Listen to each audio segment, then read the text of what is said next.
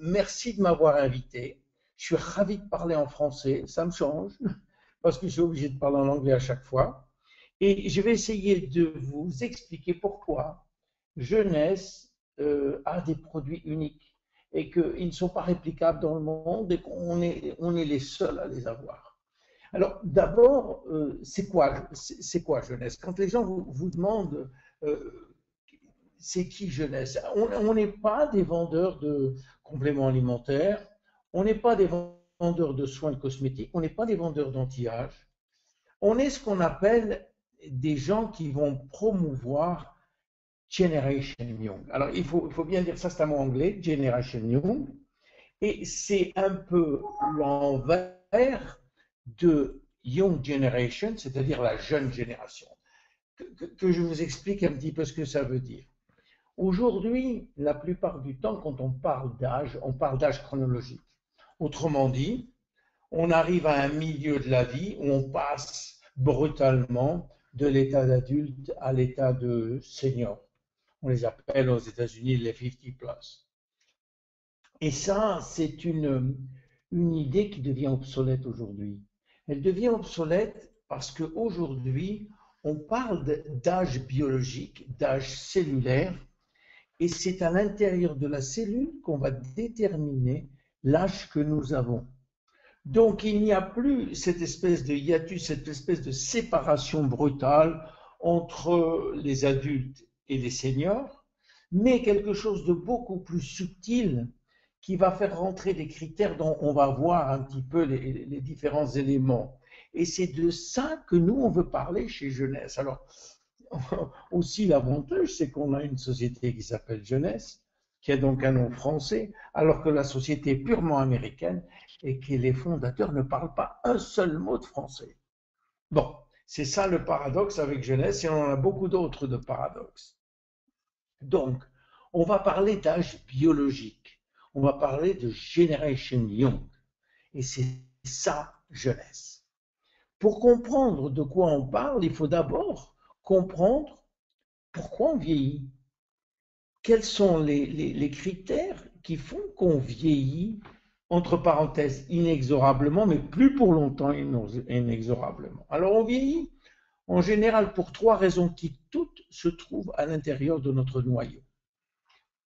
Il y a trois causes majeures de vieillissement. La première, c'est au niveau de l'ADN, des dommages que peut subir l'ADN tous les jours. Pour vous donner une idée, notre ADN subit 1 million de dégâts par jour. 1 million de dégâts par jour. Néanmoins, notre système est tellement perfectionné que ce million de dégâts est immédiatement réparé dans la seconde qui suit. Et c'est très bien. Heureusement, parce que sinon on ne vivrait pas 3 secondes. Mais alors, pourquoi on vieillit? Parce qu'à un moment donné, les réparations ne se font pas aussi vite que les dégâts. Alors il y a une espèce de dette qui s'affiche, on attend, on est sur la liste d'attente des réparations. Le problème, c'est que nos cellules, elles se divisent tous les jours des centaines de milliers de fois. Et à chaque fois qu'une cellule se divise, l'ADN se divise aussi. Mais l'ADN en lui-même étant un petit peu lésé, les codes génétiques qui vont être dupliqués ne vont pas être aussi bons que les codes originels. Et quand les codes génétiques ne sont pas bons, qu'est-ce qui se passe? Eh bien, les protéines qui sont fabriquées, qui sont la mesure ultime ou l'objectif ultime de l'ADN, eh bien, sont pas bonnes. Et quand les protéines ne sont pas bonnes, c'est soit la maladie, soit le vieillissement. Et ça, c'est un problème majeur, les dégâts de l'ADN et la vitesse de réparation. Le deuxième problème qu'on a, c'est toujours au niveau de l'ADN, c'est au niveau du bout des chromosomes. Les chromosomes sont protégés par une espèce de bout de lacet qu'on appelle les télomères. Ces bouts de lacet protègent nos chromosomes de toute effraction, de toute attaque. Néanmoins, on sait qu'à chaque duplication, pardon, à chaque division cellulaire, on perd un petit bout de ces télomères. Et au bout de 50 divisions, eh bien, il n'y a plus de protection. Et donc, les chromosomes sont plus protégés. La cellule part en suicide cellulaire, on appelle ça l'apoptose, ou alors elle part à la retraite. On appelle ça la sénescence cellulaire. Excusez-moi. Et donc, ça, c'est une des raisons fatalistes, entre guillemets, du vieillissement, parce que les cellules s'arrêtent de fonctionner toutes les 50 divisions. Et la troisième raison, qui est une raison majeure, c'est notre pool, notre stock de cellules souches. Vous savez que nous avons dans le corps un certain nombre de cellules souches qui sont très utiles parce que ces cellules-là, elles sont prêtes à remplacer n'importe quelle cellule du corps. Or, vous savez que chaque jour, on perd des centaines et des centaines de milliers de cellules et qu'il faut les remplacer. Quand il faut les remplacer, on n'a qu'une chose, les cellules souches. Or, ces cellules souches, elles ont aussi des chromosomes. Elles ont aussi un ADN. Ce qui fait qu'elles vont vieillir comme les autres et il faut absolument garder le pool, le stock de nos cellules souches absolument intact. Voilà 3 raisons de vieillir. C'est les 3 raisons majeures. C'est les 3 raisons acceptées par toute la communauté scientifique. Alors, qu'est-ce qu'on peut faire pour, à notre niveau, au niveau de jeunesse, qu'est-ce qu'on peut faire? Ben, nous avons créé 3 solutions pour vous aider. Évidemment, ce ne sont pas des solutions purement médicales, ce n'est pas des procédures médicales, parce que si c'était des procédures médicales qui seraient efficaces à 100%, jeunesse aurait eu 3 prix Nobel. Néanmoins, avec ce qu'on va vous donner, ça peut vous aider terriblement. La première, c'est comment aider à réparer les dégâts subis par l'ADN. Eh bien, on a un produit qui s'appelle réserve. Ce produit, il s'appelle réserve parce que dans le mot réserve, en fait, c'est l'abréviation de resveratrol. Et je vais vous indiquer pourquoi resveratrol est bon. Je vous signale au départ, comme je vous l'ai dit, qu'on va se concentrer sur la réparation de l'ADN et non pas sur les dégâts. Les dégâts, ils sont beaucoup trop larges, beaucoup trop mondiaux, beaucoup trop environnementaux pour qu'on s'attaque à eux. On préfère attaquer la réparation et pouvoir réparer aussi vite que les dégâts se font. Alors, il y a une histoire, c'est ce qu'on appelle le secret du resveratrol, qui est assez intéressant et qu'on a utilisé pour notre produit réserve. Ce qu'il faut savoir, c'est qu'il y a une théorie qui a été prouvée partout, qui s'appelle la théorie de la restriction calorique.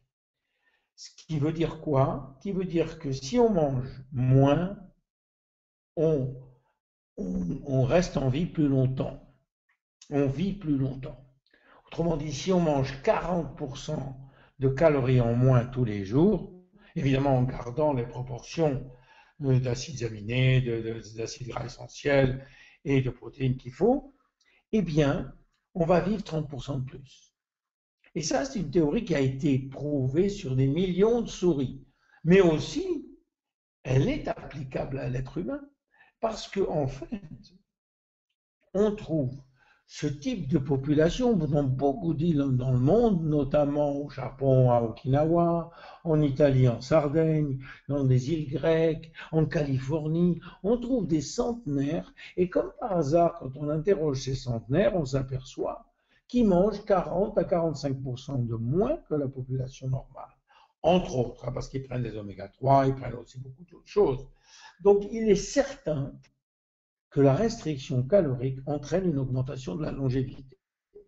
Le problème, c'est pourquoi. Pourquoi la restriction calorique augmente cette longévité? Eh bien, il faut savoir que notre système de vie, la nature, a donné la priorité à la survie de l'espèce. Ça veut dire quoi, ça? Ça veut dire que tant qu'on va bien, on a des gènes qui dorment et qui ne se réveillent pas, ce qu'on appelle des gènes de survie, des gènes qui sont dans notre cerveau reptilien. Et puis un jour, si par hasard on est en danger, ces gènes vont se réveiller. Et le fait de manger 40% de moins de calories est considéré par notre organisme comme un danger. Alors dès qu'on mange 40 à 45% de moins en calories, on a certains gènes qui se réveillent. Et David Sinclair de Harvard a trouvé les gènes qui se réveillaient.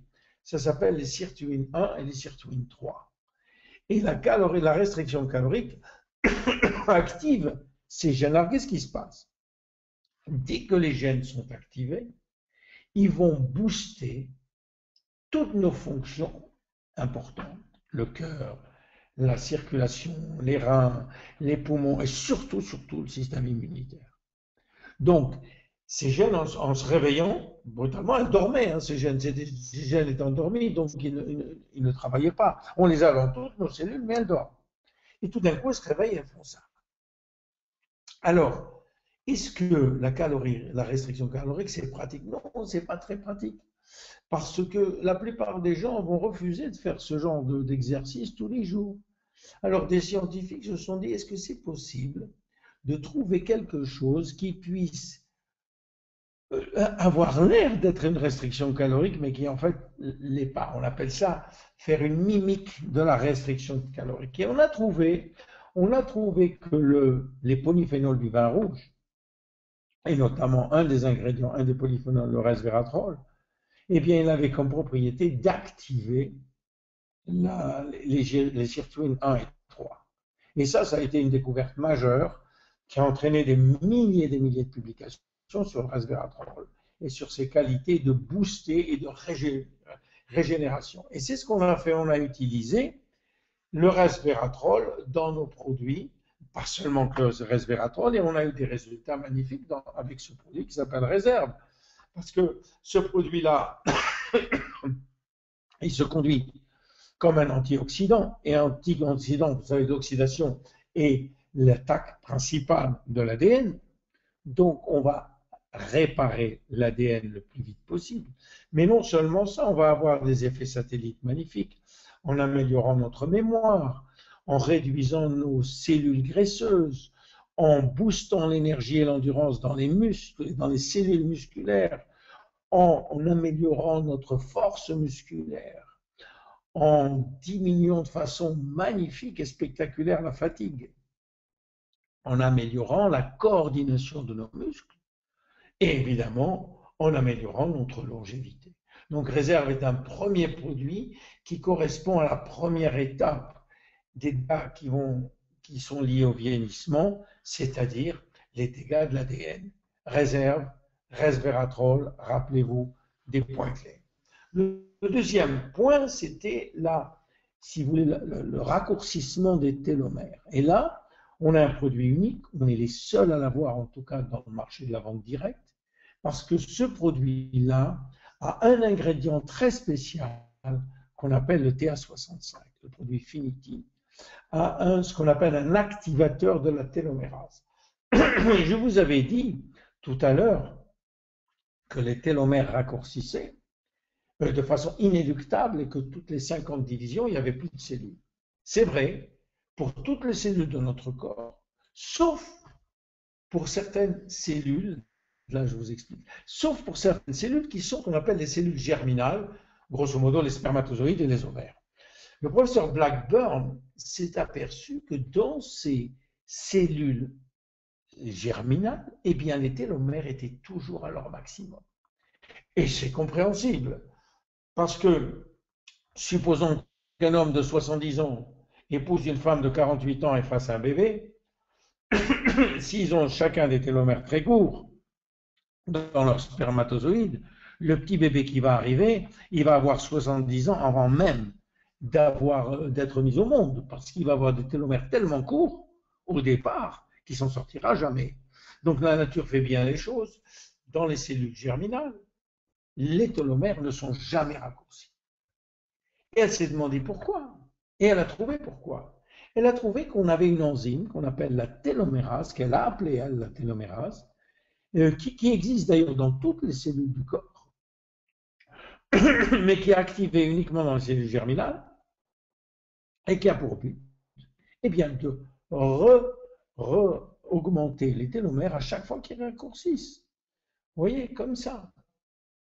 Dès qu'on a une télomérase, eh bien, les télomères grandissent. Et on a prouvé que remettre les télomères à une bonne longueur était, en fait, on rajeunissait au sens littéral du terme. Donc la télomérase, et il y a eu des centaines d'études là-dessus, sur le TA65. Voilà ce qu'elle fait. Dès qu'on prend la télomérase, nos télomères augmentent. Voilà. Et voilà un dessin qui va vous le montrer encore mieux.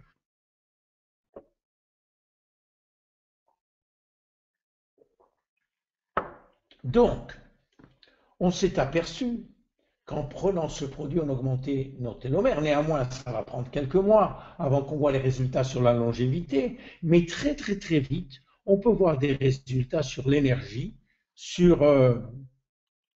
Attendez, je crois que... Vous m'avez toujours? Oui. Sur l'énergie, sur la concentration, sur la mémoire, sur la vision, sur le sommeil, sur la densité osseuse, sur la libido, sur les articulations, sur la cicatrisation et sur la gestion du poids. Et voilà le deuxième produit pour le deuxième problème de vieillissement.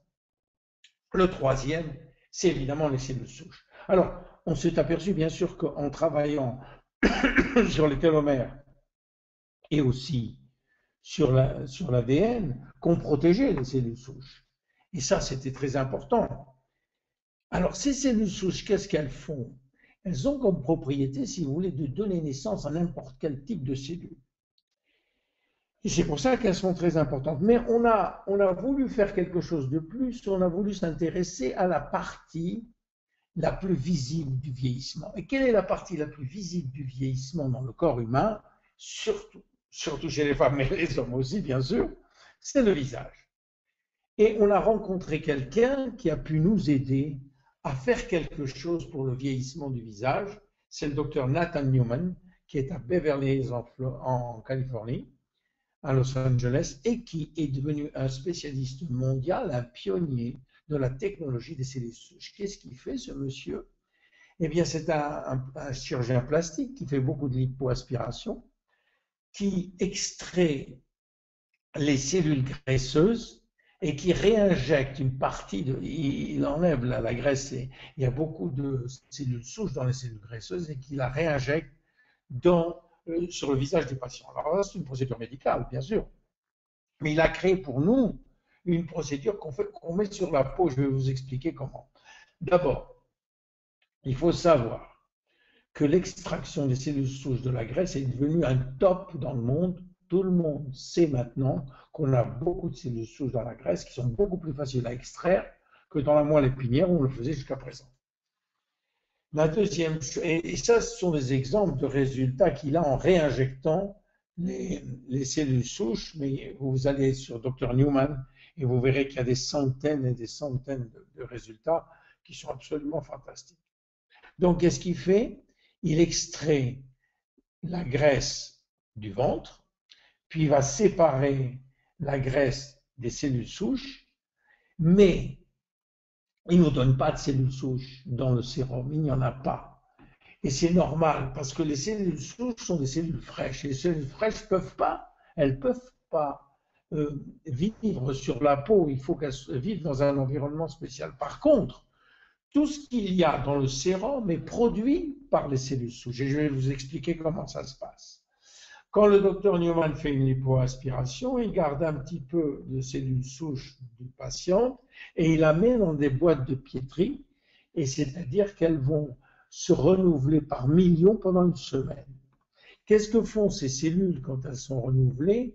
Elles sont renouvelées dans un environnement qu'on appelle un gel nutritif, et au bout d'une semaine, on prend ce gel, on ne prend pas les cellules souches, on n'en a pas besoin puisqu'elles n'arrivent pas à survivre sur la peau, mais on prend ce gel qui contient des centaines de milliers de facteurs de croissance qui, eux, sont des molécules.